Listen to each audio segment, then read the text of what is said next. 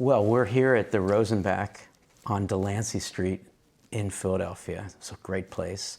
And we're so honored to have Elizabeth Fuller with us, who's been at the Rosenbach and who's also worked with the Marianne Moore archive, papers, books, library for a long time. Thank you so much for joining us. Oh, welcome. And this is great. And Anna, Hey, hello. We're going to talk about a meta-poem, a Marianne Moore poem. And it's a very famous poem because it begins with a line that if anybody knows one line from Marianne Moore, it's probably that one, maybe. And it begins, "I too dislike it," as in poetry, which is a funny thing for a poet to say in the first line. So we're going to look at a long version. I guess we call it the full version. And I'm sure we'll have much more to say about why Marianne Moore kept fiddling with this poem. And we actually have the types, three typescripts of this poem. So we'll look at those too at some point in the reading room here at the Rosenbach. But first I'll read the poem and then I'll ask the two of you some questions about it. I'll say in advance, Anna, I'm interested in asking you about why Marianne Moore thinks that having a perfect contempt for poetry is a good constructive thing. And I'm sure Elizabeth will have something to say about that. And then with Elizabeth, I'm going to ask you the $64,000 question, which is about that amazing phrase, imaginary gardens with real toads in them. And I think we'll start with those two things. So here it is. Poetry. I too dislike it. There are things that are important beyond all this fiddle. Reading it, however, with a perfect contempt for it, one discovers in it, after all, a place for the genuine. Hands that can grasp, eyes that can dilate, hair that can rise if it must. These things are important not because a high-sounding interpretation can be put upon them, but because they are useful. When they become so derivative as to become unintelligible, the same thing may be said for all of us, that we do not admire what we cannot understand. The bat holding on upside down, or in quest of something to eat, elephants pushing, a wild horse taking a roll, a tireless wolf under a tree, the immovable critic twitching his skin like a horse that feels a flea, the baseball fan, the statistician. Nor is it valid to discriminate against business documents and school books. All these phenomena are important.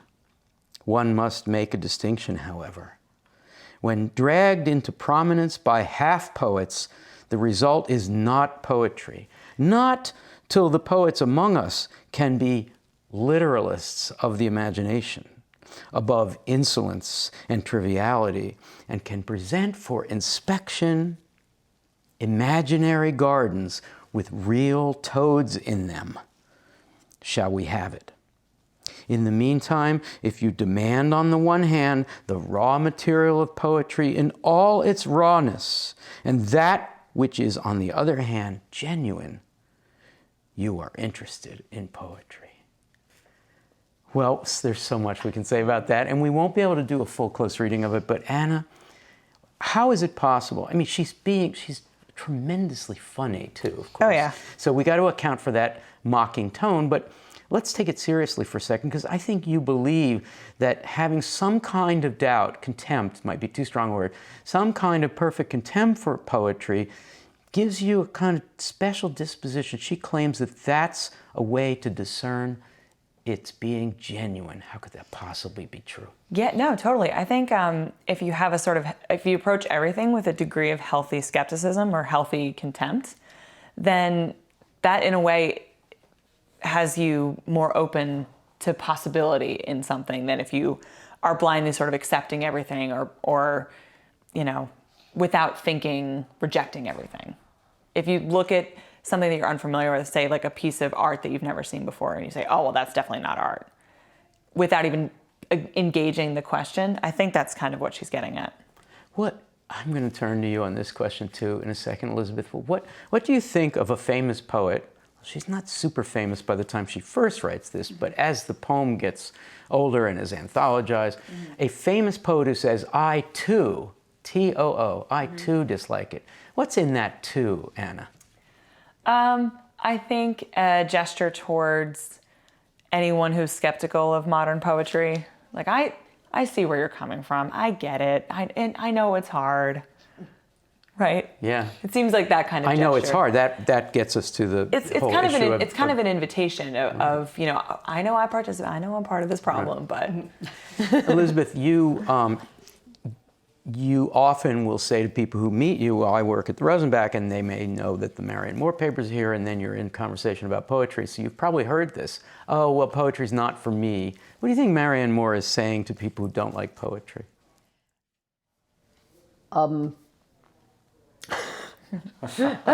This happens too, yeah. Well, there's poetry and poetry and poetry. Right. Right. First of all, she may be. First, I think you ask, you know, is the stuff you've been reading is what you've been fed as poetry really poetry? Right. You have these things with high-sounding interpretations and things that have been dragged into prominence by half poets, which may really not be poetry, but that's what you've been fed. Yeah, she's being pretty critical of the kind of poetry that has caused you, people, to dislike it. Yeah. And what does she want in its place? I mean, she talks about we shouldn't be, nor is it valid to discriminate against business documents and school books. She's sort of describing the kind of collaging that she does. Yeah. Pulling in things that are not poetic. Yeah, absolutely anything can be material for poetry. You're almost quoting William Carlos Williams there. Right? She drew ideas from advertisements and things she heard people say in conversation and picture postcards that people sent her and things that she heard in Bible study class or things she'd read in a magazine. Everywhere. This building, luckily for us, contains a whole lot of that kind of evidence, doesn't it? That is to say, evidence that she kept a lot of that stuff, right? Yeah, she kept nearly everything. Right. And the Rosenbach purchased her papers in 1968. And when she died in 1972, she left us the contents of her apartment, the living room of which is recreated here, and including all the books, which contain not only in themselves a lot of the material that she was using, and they're not all great literature, modern or classical. Right. There are books about zoo animals. Right. There are children's books. There are travel guides. There are all kinds of books that she drew on. She kept stuff in the books, too. There are 25 boxes of things in our storage room that, things that she pulled, that she kept in the books, in places where there may be a picture of something that is described as, you know, there's some kind of metaphorical description in a book, and she's put them together. Other things that, you know, unless you know her poems, you may not get what the association is, but these are all things that fit together in her mind. Sometimes when we film a discussion, a close reading of a poem on location, it's because we wanted an excuse to travel to Los Angeles or London. Don't give it away. But in this case, to talk about this poem in particular, which is really about her poetics, her method, in this room, which is only one room of many in this building, but this room, it's not a joke that the Rosenbach recreated this room because you get a good sense of the poetry because of all the books and all of just what you've been saying. Yeah. This is really, her life was kind of a collaging that created the kind of poetry that this poem is talking about as not dislikable. So I turn back to you, Anna. So the poem is making a case for a kind of collagist poetry. I mean, one of the reasons we say that Marianne Moore is a modernist, there's a lot of reasons. Anything can be the material for poetry. Poetry can be poetry about poetry. Mm-hmm. But it's also modernist, even more so than someone like Stevens or Williams, because it pulls in non-poetic materials as bits of language. It's collage. Yeah. Yeah?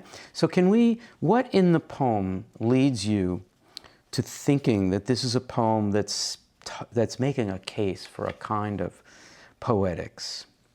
What is she saying about high-sounding interpretation? Elizabeth quoted that a few minutes ago. I'll read the line. These things are important not because a high-sounding interpretation can be put upon them, poems, but because they are useful. Useful? Well, she's talking about the sort of visceral physical reaction that you might have to something that you read. And it's that physical bodily reaction is every bit as important as the intellectual interpretive process. So you may hear something on the street that like raises the hair on your arm and you think, wow, that has to belong in a poem She's somewhere. referring to that with as a totally. physical response, right? Eyes dilating, hair that rise, if it must. Go ahead. These things are important not because a high-sounding interpretation can be, okay, so she's what, telling us we shouldn't do what we're doing at this moment?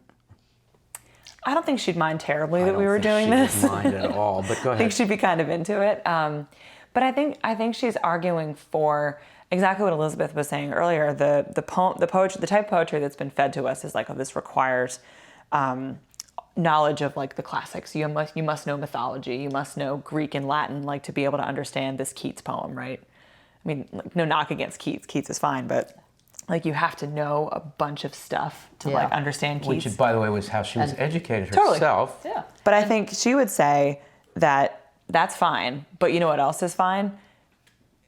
Ordinary life. Poetry that's about the act of me writing this right now.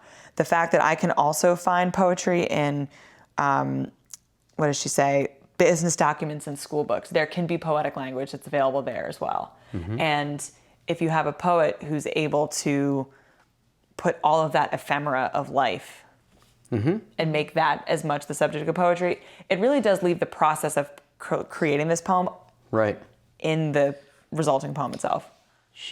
I'm getting toward those real toads.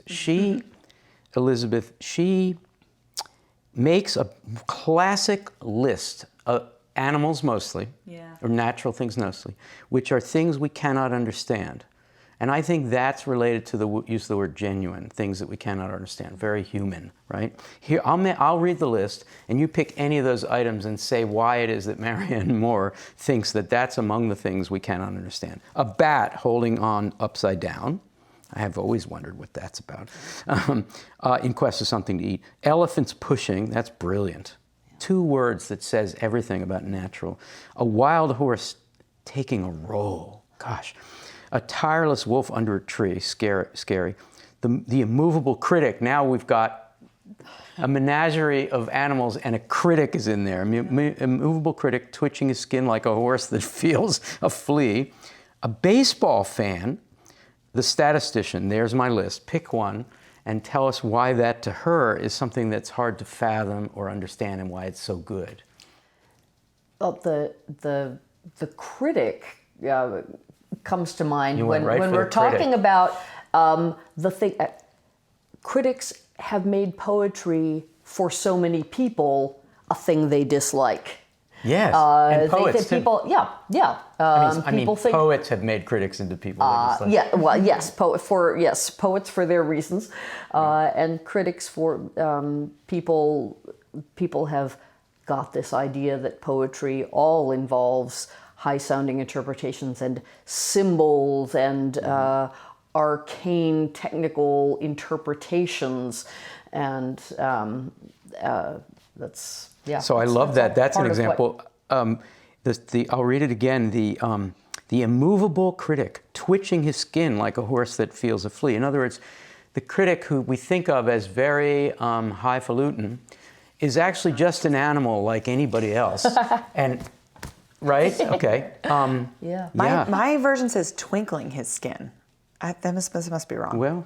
It's so weird. There are a lot of different versions. Pick another item on that list. Elephants pushing, the wild horse taking a roll. Well, I'm just what does looking. she mean? I mean, I'm looking around this room, and there's so many objects. She likes animals. She does. I mean, there's so many objects in here. I can imagine her sitting in this room or a room like it, looking around and thinking, okay, well, what's around me that I don't understand about my own collection of references and items? And there are elephants all over. elephants all over the place, for sure. She really liked elephants. yeah. Yeah. But so go with the elephants pushing. Yeah. So that is what?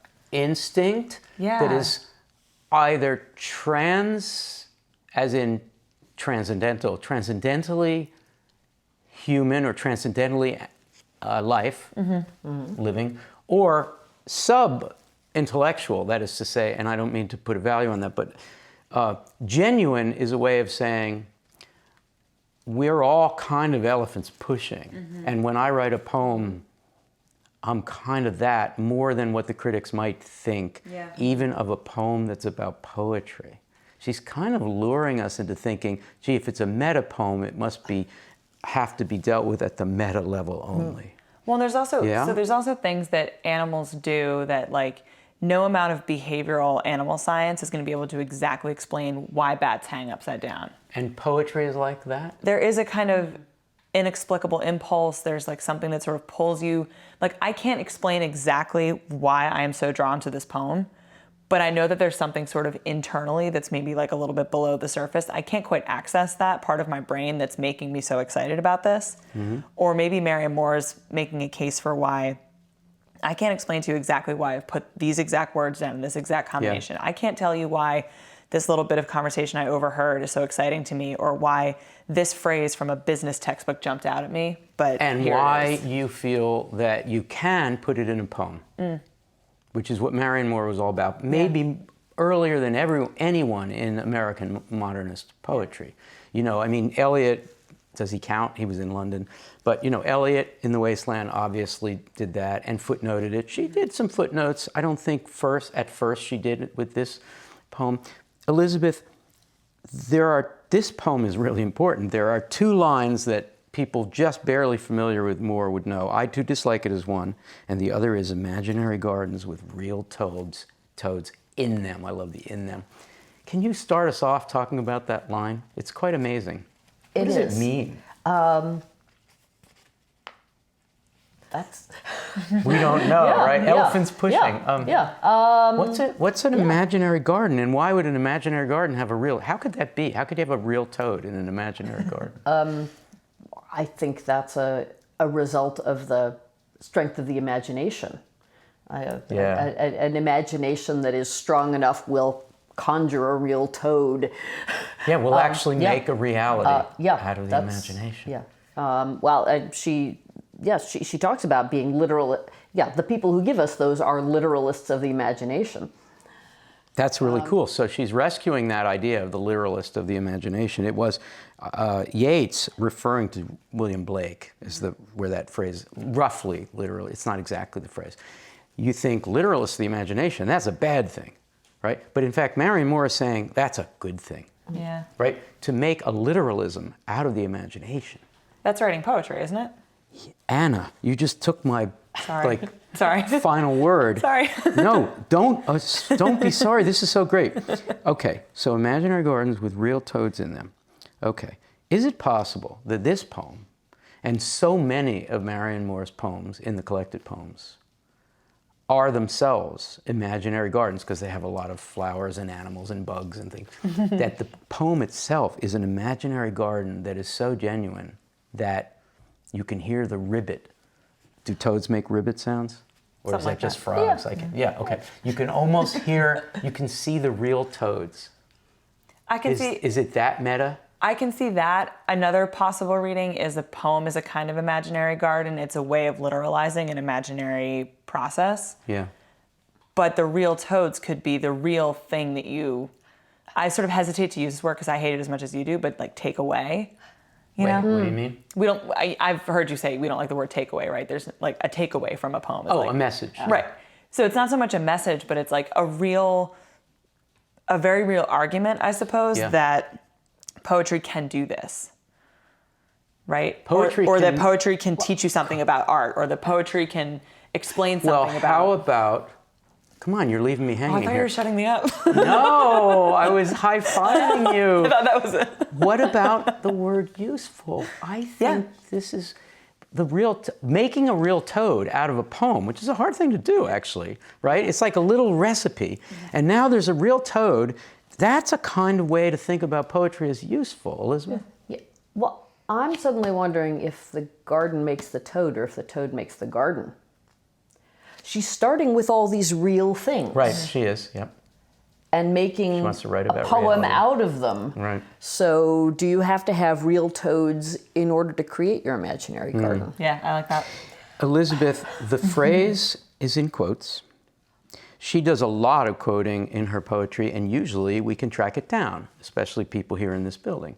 But this is one we think it can't be tracked. No one has And yet done it's the it yet. So let's say, I'll let you say whatever you want about this, but let's just say that, when I say to you, I think poetry is so powerful it can make real toads out of imaginary gardens. That's one thing. If I say, I've just written a poem with real toads in imaginary gardens, I am making sure you don't take me too seriously. Right. Mm-hmm. Since there's no piece of paper in this building where it may be that she's scare quoting them, maybe?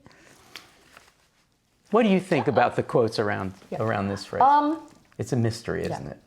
Yeah. I work with more scholars. I'm not one myself. From what I've read, I haven't.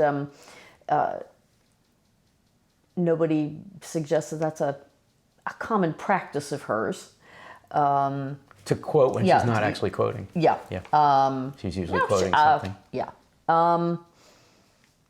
And we have dozens and dozens of notebooks in which she recorded her reading of all kinds of sources, books and articles, and I don't know that anyone's read them all yet, so it's possible that it's somewhere in something obscure, or as you mentioned, conversation. She did keep Possibly several. Someone said it. She kept notebooks of what people had said in conversations and gatherings she was part of. So that hasn't turned up in anyone that anyone's read so far, but that's another possible source. It is also possible that she was using quotation Making marks it up in that way. I'm going to It's just offer. not likely. Yeah. It's not it's not a common practice of hers. Right. I'll say it like that. I'm going to offer a quick reading of the end, but then I'd invite the two of you to offer any final thoughts about this poem that you have. I love the ending of this poem. In the meantime, if you demand on the one hand the raw material of poetry in all its rawness, now that can refer to the stuff from school books and documents and quotes and clippings of newspapers. It could also refer to the real toad. I mean, in a way, a real toad is a piece of raw material if you put it in a poem. So if you demand, on the one hand, raw material in poetry in all its rawness, which would be the kind of poetry that you wouldn't dislike because it's real, quote unquote, and on the other hand, right, and that which is, on the other hand, genuine, you are interested in poetry. Now that's very funny, because after all, she began with "I too dislike it," and she ended basically saying, "You really like it because you just read a fabulous poem with a whole bunch of stuff in it. Yeah. So I got you." Right? But she's also creating a poetics. It's a real meta poem. She's saying, "This is how I want to operate, and if you come along with me, you're going to meet animals. You're going to meet genuine human feelings. You're not going to have to worry about critical interpretation because I'm kind of going to do that for you. You don't need a critic when the critic's embedded in the poem." It's really quite a genius move that she's making. Anna, final thought. Anything you wanted to say that we haven't had a chance to yet? I'll just say that I find this incredibly moving. I find it incredibly inviting to a reader. It has a generosity to it that I don't think we find in a Williams or a Stevens of this era. Even poems that are similarly sort of about, this is my poetry, this is my process, this is my sort of ars poetica, this, I really find, because it has so many objects, it has so many sort of different like material things and bodily reactions. You know, Erica Kaufman always talks about our really attending to the bodily reaction you have to a poem. Somatic, you know, poetry, somatic responses. She's always talking about that as like, well, if you have no other way to enter a poem, how does it make you feel? Right. And Marianne Moore, I think, is really inviting that as a reading. And if nothing else, you know, with her initial entreaty to us, I too dislike it. But let me give you a reason why. I'm with you. I'm with you. But okay. What's the tone? It's playful. It's funny. Yeah. It's very, you know, she's got strong opinions, so it's very judgmental almost, you know.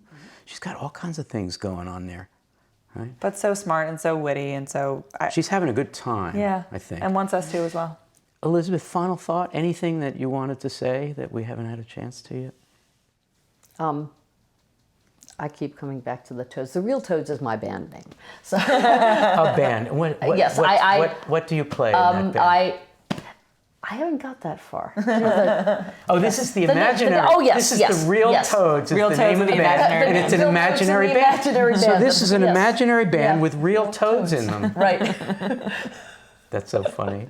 Thank you so much for this. This is really a delight. Yeah. It's really great, and I'm so glad that Marianne Moore becomes, as of the making of this video, this discussion, in the ModPo syllabus, which is long, long overdue. Yeah.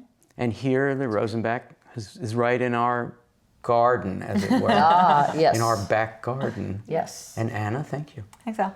Yeah. I should also say that everything in the Moore collection, as in the rest of our collections, is available for research by anyone who is interested. You know what? So that's your final word. Let's say that is true. Yes. Between 20th and 21st on Delancey, in Center City, Philadelphia. And do you mind if I'll say again, Elizabeth Fuller. People can contact you. If you go to the Rosenbach website and you click on staff, you'll be able to contact people. Yes, in fact, you can click on research, and you can contact me and send in questions. But if you click on research, there are choices for making an inquiry and choices for making an appointment. Right. And that will ask for all the information we need to start our conversation and bring you in. And, you know, let's say 85% of the poems have some kind of typescript, manuscript, a lot. This is the plate. Yeah. This is the Marianne, this is ground zero for Marianne Moore. Yes. And here we are in this is the room, this is the reproduction of her Greenwich Village, New York apartment. Can you give us a quick, you know, like when did this happen, and did she know you were going to do this, and was it all planned? It was the result of a relationship that developed gradually. A director of the Rosenbach met her and eventually convinced her to sell the papers. No, that was before Pat. Yeah. Sell the papers to the Rosenbach, and then the bequest of the room was discussed ahead of time and contingent on displaying it as in its original configuration as close as possible. And it's quite special that we are filming in this room, because normally you come a little ways into the room to look at it. But one of the things the folks here have done is, if you come into the room and you look at the mirror, you'll see Marianne there. She's there. I don't know if you can see her, but she certainly is there. Yeah. So thank you so much once again. This has been great. And Anna, thank you. Thanks, Al. Okay.